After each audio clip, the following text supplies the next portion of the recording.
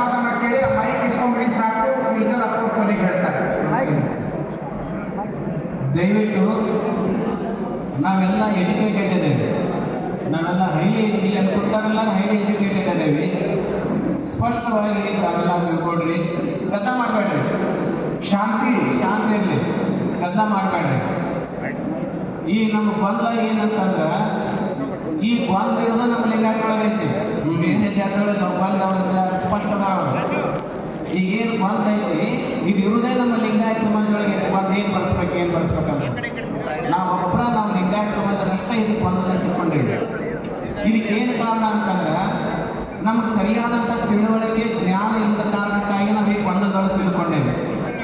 ಅದಕ್ಕಾಗಿ ನಾನು ಸ್ಪಷ್ಟೀಕರಣ ಹೇಳ್ತೀನಿ, ದಯವಿಟ್ಟು ಎಲ್ಲರೂ ಶಾಂತಿ ಸ್ವಾಮೀಜಿ ಕೇಳ್ಕೊಡ್ರಿ. ಈಗ ಕೆಲವು ಮಂದಿ ಹಿಂದೂ ಅಂತ ಬರೆಸಂತಾರೆ, ಕೆಲವು ಮಂದಿ ವೀರಶೈವ ಲಿಂಗಾಯತ ಅಂತ ಬರೆಸಂತಾರೆ, ಕೆಲವು ಮಂದಿ ಲಿಂಗಾಯತ ಅಂತ ಬರೆಸಂತಾರೆ. ಈ ಮೂರು ಗದ್ದ ಎದುರಾಗದವು ಅಂದರೆ ಲಿಂಗಾಯತೊಳಗದವು. ಅದಕ್ಕಾಗಿ ನಾವು ಸ್ಪಷ್ಟವಾಗಿ ಅರ್ಥ ಮಾಡ್ಕೋಬೇಕು, ಲಿಂಗಾಯತರಾದವರು ಹಿಂದೂಗಳಲ್ಲ. ಭೌಗೋಳಿಕವಾಗಿ ಲಿಂಗಾಯತರು, ಸಿಖ್ರು, ಜೈನರು, ಬೌದ್ಧರು ಎಲ್ಲರೂ ಹಿಂದೂಗಳೇ. ಹಿಂದೂಸ್ತಾನದಲ್ಲಿರೋರೆಲ್ಲರೂ, ಭಾರತದಲ್ಲಿ ಹುಟ್ಟಿದವರೆಲ್ಲರೂ ಹಿಂದೂಗಳೇ. ಇದರಿಂದ ಭೌಗೋಳಿಕವಾಗಿ, ಧಾರ್ಮಿಕವಾಗಿ ನಾವು ಸಪ್ರೇಟ್ ಲಿಂಗಾಯತ. ಧರ್ಮ ಬಂದಾಗ ನಾವು ಲಿಂಗಾಯತ. ಇನ್ನೊಂದು, ನಾವು ಲಿಂಗಾಯತರಾದವರು ಹಿಂದೂಗಳು ಯಾಕಲ್ಲ?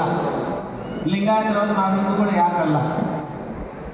ಹಿಂದೂಗಳಲ್ಲಿ 4 ವರ್ಣ ಐತಿ, ಸ್ಪಷ್ಟವಾಗಿ ತಿಳ್ಕೊಡ್ರಿ. ಹಿಂದೂಗಳಲ್ಲಿ 4 ವರ್ಣ ಐತಿ. ಒಂದು ಬ್ರಾಹ್ಮಣ, ಒಂದು ಕ್ಷತ್ರಿಯ, ಒಂದು ವೈಶ್ಯ, ಒಂದು ಶೂದ್ರ, 4 ವರ್ಣದ. ಈಗ ನಾವು ಲಿಂಗಾಯತರಾದವರು ಹಿಂದೂಗಳು ಅಂತಂದ್ವಿ ಅಂತಂದ್ರೆ, ನಾವು ಲಿಂಗಾಯತರಾದವರು ಹಿಂದೂಗಳು ಅಂದ್ವಿ ಅಂದ್ರೆ, ನಾವು ಲಿಂಗಾಯತರಾದವರು ನಾವೇನು ಬ್ರಾಹ್ಮಣರೇನು? ಉತ್ತರ ಹೇಳ್ರಿ. ಅಲ್ಲ. ಬ್ರಾಹ್ಮಣರೇನು? ಅಲ್ಲ. ಅಂತ ಹೋಗ್ತೀವಿ. ನಾವು ಲಿಂಗಾಯತರಾದವರು ಕ್ಷತ್ರಿಯರೇನು? ಅಲ್ಲ. ನಾವು ಲಿಂಗಾಯತರಾದವರು ವೈಶ್ಯರೇನು? ಅಲ್ಲ. ನಾವು ಲಿಂಗಾಯತರಾದವರು ಶೂದ್ರೇನು? ಅಲ್ಲ. ನಾವು ಲಿಂಗಾಯತ ಹಿಂದೂಗಳು ಹೇಗಾಗ್ತೀವಿ? 4 ವರ್ಣಗಳದರಲ್ಲಿ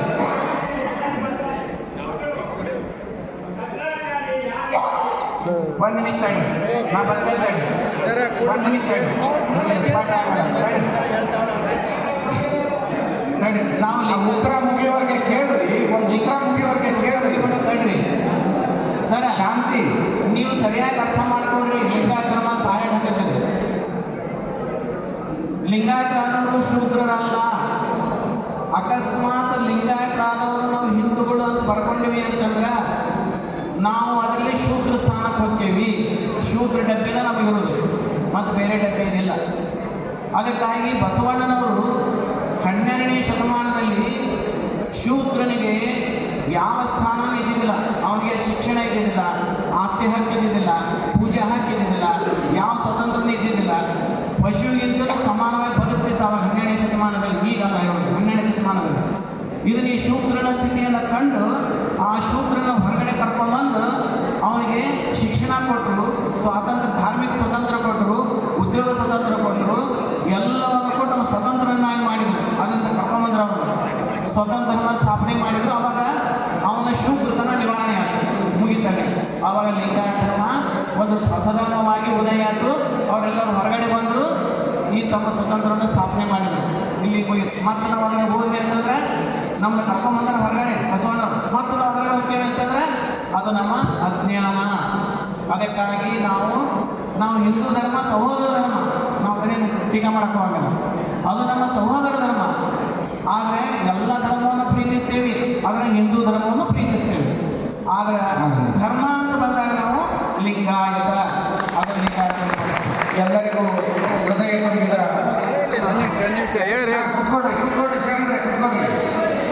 ಸರಿ. ಈಗ ಕೆಲವು ಮಂದಿ ಏನಂತಾರೆ, ಶಾಂತ ಕುತ್ಕೊಂಡು ಕೇಳ್ರಿ, ನಾನು ಹೇಳ್ತೀನಿ, ಗದ್ದಲ ಮಾಡಕ್ಕೆ ಹೋಗ್ಬೇಡ್ರಿ. ಗದ್ದಲ ಮಾಡಬೇಡ್ರಿ. ನೀವು ಉತ್ತರ ಹೇಳ್ತೀರಿ, ನೀವೆಲ್ಲರೂ ಶಾಣೆ ಹೇಳ್ತೀರಿ, ನನಗಿಂತ ನೀವು ಶಾಣೆ, ನೀವು ಉತ್ತರ ಹೇಳ್ತೀರಿ, ಪ್ರಶ್ನೆ ಕೇಳಿದ್ರೆ. ಈಗ ವೀರಶೈವ ಬರೆಸುವಂತಾರೆ ಕೆಲವು ಮಂದಿ, ವೀರಶೈವ ಲಿಂಗಾಯತ ಅಂತ ಬರೆಸುತ್ತಾರೆ. ಅದಕ್ಕೆ ನಾವು ವೀರಶೈವ ಅನ್ನೋದೇ ನಮಗೇನು ವಿರೋಧಿಲ್ಲ, ನಾವು ವೀರಶೈವದ ವಿರೋಧಿಗಳಲ್ಲ. ಆದರೆ ಲಿಂಗಾಯತರಾದರೂ ವೀರಶೈವ ಲಿಂಗಾಯತ ಅಂತ ಯಾಕೆ ಬಳಸಬಾರದು? ಅದು ಮುಖ್ಯವಾದದ್ದೈತಿ. ಈಗ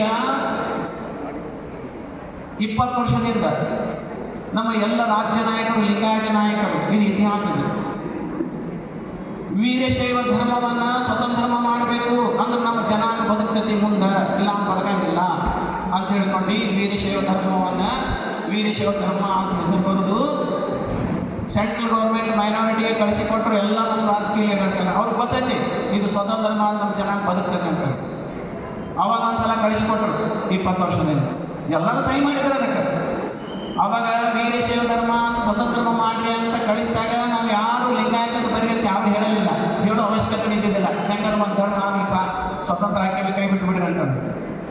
ಮುಂದೆ minority department central government minority department ಅಂತ ಏನು ಬಂತು, ವೀರಶೈವ ಇದು ಸ್ವತಂತ್ರ ಧರ್ಮದ ಮಾನ್ಯತೆಗೆ ಅರ್ಹತೆಯನ್ನು ಪಡೆದಿಲ್ಲ.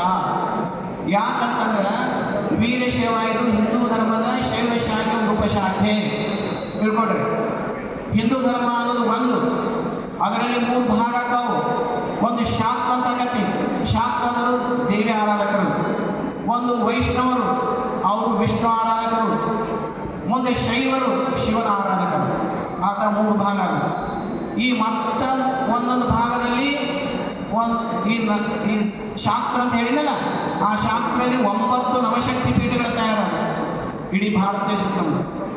ವೈಷ್ಣವರಲ್ಲಿ 3 ಭಾಗ ಆಗೋದು, ಒಂದು ವೀರ ವೈಷ್ಣವ, ಒಂದು ವಲ್ಲಭ ಪಂಥ, ಒಂದು ಚೈತನ್ಯ ಪಂಥ. ಈಗ ವೈಷ್ಣವರಲ್ಲಿ 3 ಭಾಗ ಆಗೋದು. ಮುಂದೆ ಶೈವರಲ್ಲಿ 7 ಶೈವಗಳಾದವು, 7 ಭಾಗ ಆಗೋದು. ಒಂದು ಕಾಳಮುಖ ಶೈವ, ಪಾಶುಪತ ಶೈವ, ಲಕ್ಷ್ಮೀಶಿ ಶೈವ, ಕಾಶ್ಮೀರಿ ಶೈವ, ಶುದ್ಧ ಶೈವ, ವೀರಶೈವ. ಇನ್ನೂ ಒಂದು ಭಾಗ ಐತಿ, 7 ಭಾಗಗಳದು. ಆ ಶೈವದಲ್ಲಿ 7 ಶಾಖೆಗಳಲ್ಲಿ ವೀರಶೈವನು ಒಂದು ಉಪಶಾಖೆ. ಅದಕ್ಕಾಗಿ ಇದು ಸ್ವತಂತ್ರ ಧರ್ಮದ ಮಾನ್ಯತೆಗೆ ಅರ್ಹತೆ ಪಡೆದಿಲ್ಲ ಅಂತ ಶರ ಬರೆದು ವಾಪಸ್ ಅದಕ್ಕೆ ಕಳಿಸಿದ್ರು. ಹಾಗೆ ನಮ್ಮ ಬಾಗಿಲು ಬಂದಾತು. ಮತ್ತೆ ರಾಜ್ಯ ನಾಯಕರು ಸೇರಿ ಏನಾರು ಮಾಡಿದರೆ ಲಿಂಗಾಯತ ಧರ್ಮ ಇದು ವೀರಶೈವ ಧರ್ಮ ಸ್ವತಂತ್ರ ಮಾಡಬೇಕು ಅಂತ ಮತ್ತೆ ಪ್ರಯತ್ನ ಮಾಡಿದರು. ಅದಕ್ಕೇನು ಬರೆದು ಕಳಿಸಿದ್ರು, ವೀರಶೈವ ಲಿಂಗಾಯತ ಅಂತ ಬರೆದು ಕಳಿಸಿದ್ರು. ಮತ್ತೊಂದು ಸಲ ವೀರಶೈವ ಲಿಂಗಾಯತ ಮತ್ತೊಂದು ಸಲ ಬರೆದು ಕಳಿಸಿದ್ರು.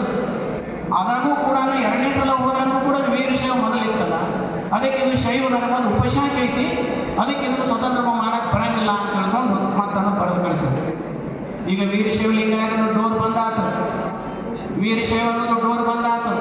ಮತ್ತು ರಾಜ್ಯ ನಾಯಕರು ಏನಾರು ಮಾಡಿದ್ರೆ ಸ್ವತಂತ್ರ ಮಾಡಬೇಕು ಅನ್ನೋ ಕಾರಣಕ್ಕಾಗಿ ಉತ್ತರ ಕರ್ನಾಟಕದಲ್ಲಿ ಇದೇ ವೀರಶೈವ ಲಿಂಗಾಯತಕ್ಕೆ ಲಿಂಗಾಯತ ಅನ್ನುವಂಥ ಪದವನ್ನು ಬಳಸ್ತಾರೆ.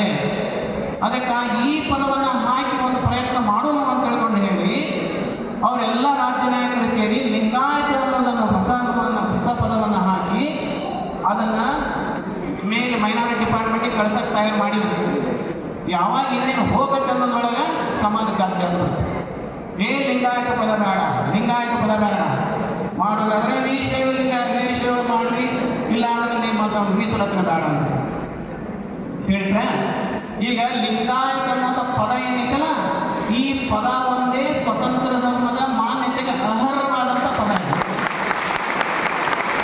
ಈ ಪದವನ್ನು ಬಿಟ್ಟರೆ ವೀರಶೈವ ಅನ್ನುವಂಥ ಪದ ಅದಕ್ಕೆ ನಮಗೇನು ಇರೋದಿಲ್ಲ. ಅದನ್ನು ಹಾಕಿ ಧರ್ಮ ತರ್ತಿರ್ತಾರೆ, ನಮಗೆ ಪ್ರಶ್ನೆ ಇಲ್ಲ ನಮಗೆ.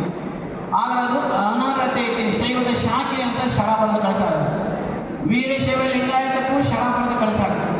ಮತ್ತು ಕೊನೆ ತುಳಿದೇನಪ್ಪ, ಲಿಂಗಾಯತ ಪದ ಇದು ಒಂದ ಪದ ಏನೈತಲ್ಲ, ಇದು ಸ್ವತಂತ್ರ ಧರ್ಮದ ಮಾನ್ಯತೆಗೆ ಅರ್ಹತೆಯನ್ನು ಪಡೆದಂಥ ಒಂದು ಪದ. ಅದಕ್ಕಾಗಿ ಈ ಪದವನ್ನು ಹಾಕಿ ಈ ಪದವನ್ನು ನಾವು ಉಳಿಸ್ಕೊಂಡು ಹೋಗಬೇಕು. ಅದಕ್ಕಾಗಿ ನಾವು ವೀರಶೈವ ಲಿಂಗಾಯತ ಬರೆಯೋದು ಬೇಡ, ವೀರಶೈವ ಬರೆಯೋದು ಬೇಡ, ಲಿಂಗಾಯತನ ಬರ್ಕೊಂಡು ಹೋಗೋಣ. ಯಾಕಂದರೆ ಸ್ವತಂತ್ರ ಧರ್ಮ ಆತಂತಂದರೆ ನಮ್ಮ ಮಕ್ಕಳಿಗೆ ಅನಂತ ಸವಲತ್ತುಗಳದಾವೆ. ನಿಮಗೆ ಒಂದೇ ಹೇಳ್ತೀನಿ, ಭಾಳ ಹೇಳಿ ಟೈಮ್ ಇಲ್ಲ, ನಮ್ಮ ಮಕ್ಕಳು ಟೈಮ್ ಇಲ್ಲ ಅಂತಾರೆ. ನಿಮಗೆ ತಿಳಿಲಿ ಅಂತ ಒಂದೇ ಹೇಳ್ತೀನಿ ತಾವು 1000 ಅದಾವೆ. ಒಂದೇ ಹೇಳ್ತೇನೆ. ಈಗ UPSC ಒಳಗೆ ವರ್ಷಕ್ಕೆ 1000 IAS ಕರೀತಾರೆ. ಗೊತ್ತೈತೆ ನಿಮಗೆಲ್ಲರಿಗೆಲ್ಲ, ಎಲ್ಲ ಭಾಳ ನಾಲೆಜ್ ಐತೆ ನಿಮಗೆಲ್ಲ. 1000 ಪೋಸ್ಟ್ ಕರೀತಾರೆ. ಆ 1000 ಪೋಸ್ಟ್ ಕರೆದ್ರೆ ಇಡೀ ಕರ್ನಾಟಕದಿಂದ ಮಹಾರಾಷ್ಟ್ರದಿಂದ ಒಪ್ಪು ಲಿಂಗಾಯತ IAS ಪಾಸ್ ಮಾಡಿ ಒದ್ದಾಡಪ್ಪ. ಒಬ್ಬರು ಪಾಸ್ ಆದ್ರೆ ಒದ್ದಾಡಿ, ಭಾಳ ಅಂದ್ರೆ 2 ಪಾಸ್ ಆಗಿರ್ತಾರೆ. ಅದಕ್ಕಿಂತ ಹೆಚ್ಚಿಗೆ ಪಾಸ್ ಆಗಂಗಿಲ್ಲ IAS. ಮತ್ತು ಉಳಿದ ಕೆಲವು ಮಂದಿ 100 ಮಂದಿ ಲಿಂಗಾಯತರು ಕೂತಿರ್ತಾರೆ. ಅವರೆಲ್ಲ ಎದರ ಹೋಗ್ತಾರೆ ಗೊತ್ತೇನು? ಅರ್ಧ ಮಾರ್ಕಸ್ಸು, 1 ಮಾರ್ಕಸ್ಸು, 2 ಮಾರ್ಕಸ್ನಾಗ ಸುಮಾರು 15ರಿಂದ 20 ಜನ ಹುಡುಗರು ಫೇಲ್ ಆಗ್ತಾರೆ. ಲಿಂಗಾಯತ ಹುಡುಗರು ಫೇಲ್ ಆಗ್ತಾರೆ. ಈ ಒಂದು 1000 ಪೋಸ್ಟಿಗೆ ಮೈನಾರಿಟಿ ಒಳಗೆ ಅಂದ್ರೆ 180 ಪೋಸ್ಟ್ ಮೈನಾರಿಟಿ ಒಳಗೆ ಅದಾವ. 1000 ಪೋಸ್ಟ್ 180 ಅದಾವ.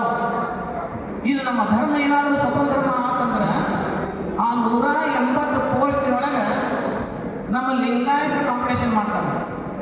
ಅವಾಗ 1 ಮಾರ್ಕಸ್ಸು, 2 ಮಾರ್ಕಸ್ಸು, ಅರ್ಧ ಮಾರ್ಕಸ್ನಾಗ ಹೊಕ್ಕಿರ್ತಾರೆ ಮೆರಿಟೋರಿಯಸ್ ಹುಡುಗರು, ಅವರಿಗೆಲ್ಲ ಪಾಸಾಗಿ ಹೋಗ್ತಾರೆ.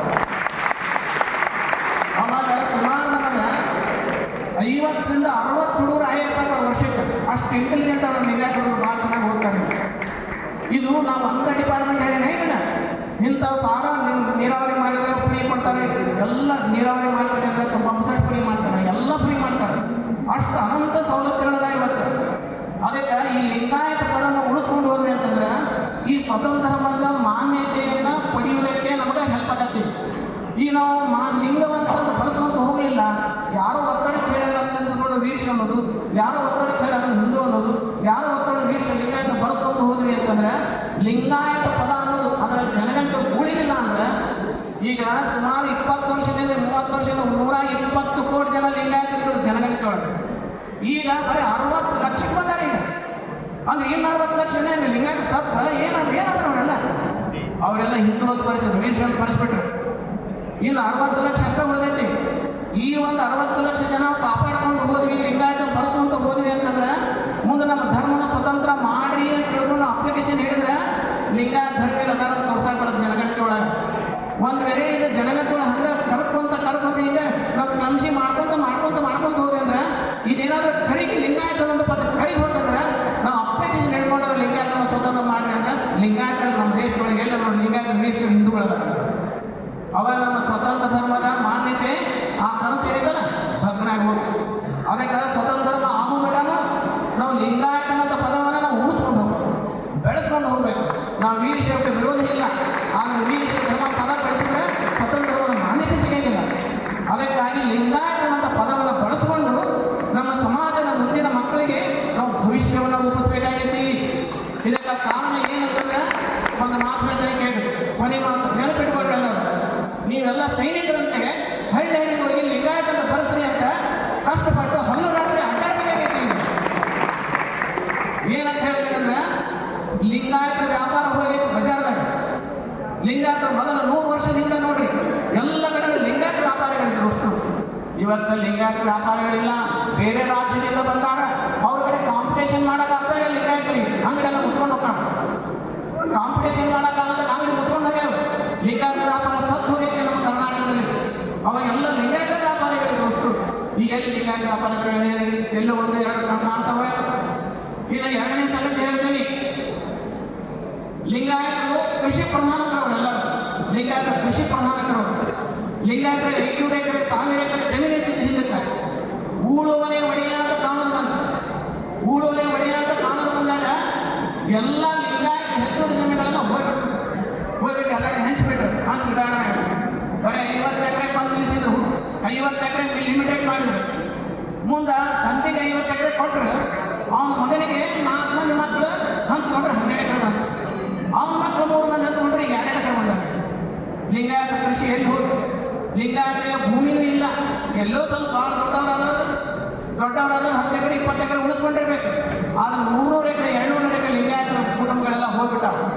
ಅದಕ್ಕೆ ನಾವು ಕೃಷಿಯನ್ನು ಕಳ್ಕೊಂಡೇವಿ, ವ್ಯಾಪಾರವನ್ನು ಕಳ್ಕೊಂಡೇವಿ. ಈಗ ಇರೋದು ಒಂದೇ ಒಂದು ಶಿಕ್ಷಣ. ಅದಕ್ಕೆ ನಾವು ಶಿಕ್ಷಣ ಬಳಸ್ಕೊಂಡು MA BEd ಆಗಿರ್ತಾನೆ, MA PhD ಆಗಿರ್ತಾನೆ, ಮನೆ ಮೇಲೆ ಉಬ್ಬು ಹೆಚ್ಚಿರ್ತಾನ, ಒಂದೇ ಅಂಗಡಿ ಕಸ ಹೊಡಕತ್ತಿರ್ತಾನೆ, ಮತ್ತು ಅವ್ನು ನೌಕರಿ ಇಲ್ಲ, ಎಲ್ಲಿ ತಗೊಳ್ಳೋದೈತೆ? ಅದಕ್ಕಾಗಿ ಲಿಂಗಾಯತ ಧರ್ಮವನ್ನು ನಾವು ಲಿಂಗಾಯತದ ಜನಗಣತಿಯಲ್ಲಿ ಭರಿಸಿ, ಲಿಂಗಾಯತ ಪದ ಏನೈತಲ್ಲ ಅದನ್ನು ಜನಗಣತಿಯಲ್ಲಿ ನಾವು ಭರಿಸಿ ಆ ಲಿಂಗಾಯತ ಪದವನ್ನು ಉಳಿಸ್ಕೋತ ಹೋದ್ವಿ ಅಂದರೆ ಇನ್ನೂ ಸ್ವಲ್ಪ ದಿವಸದಲ್ಲಿ ಆದರೂ ಕೂಡ ನಾವು ಲಿಂಗಾಯತ ಧರ್ಮದ ಸ್ವತಂತ್ರ ಮಾನ್ಯತೆಗೆ ಹೋರಾಟಕ್ಕೆ ಒಂದು ದೊಡ್ಡ ಬಲ ಪಡೆದೈತಿ. ಅದಕ್ಕಾಗಿ ನೀವು ಲಿಂಗಾಯತ ಪದವನ್ನು ನೀವು ಯಾವತ್ತೂ ಅದನ್ನು ಉಳಿಸ್ಕೊಂಡು ಹೋಗಬೇಕು.